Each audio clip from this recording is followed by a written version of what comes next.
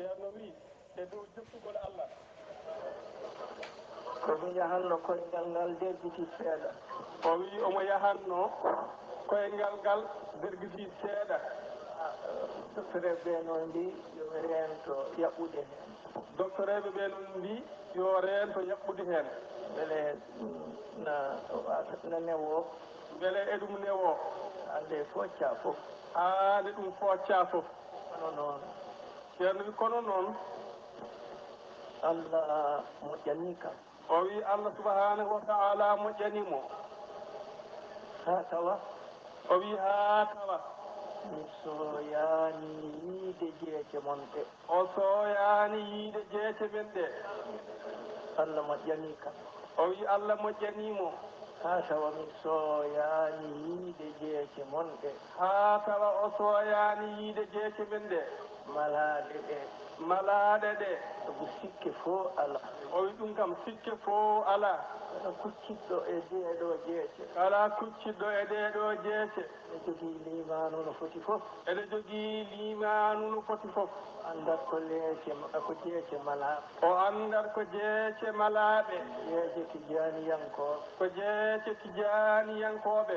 noon mi seedima on onon fof. o wi ɗum noon o seedima en enen fof.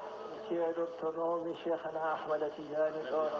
ɗo o seedotono cheikhana ahmad tijani ɗo radiallahu taala anhu. ceeɗotonomi sharif mouhamadou al ghali radiallahu taala anhu. ɗo o seedotono sharif mouhamadou al ghali radiallahu taala anhu. ceeɗotono cheikhana oumar ibn al foutiyu radiallahu taala. ɗo o seedotono cheikhana oumar al foutiyu radiallahu taala anhu. ceeɗannomi almudo makko alfamayoro. ɗo o seedotono almudo makko alfamayoro. ɗo ceeɗannomi khalifa makko seydi alhaji malik rabbi. ɗo o seedotono khalifa makko seydi alhaji malik radiallahu taala anhu. ɗo ceeɗotonomi almudo makko cheikhna ahmadou baro. ɗo o seedotono almudo makko cheikhuna ahmadou baro.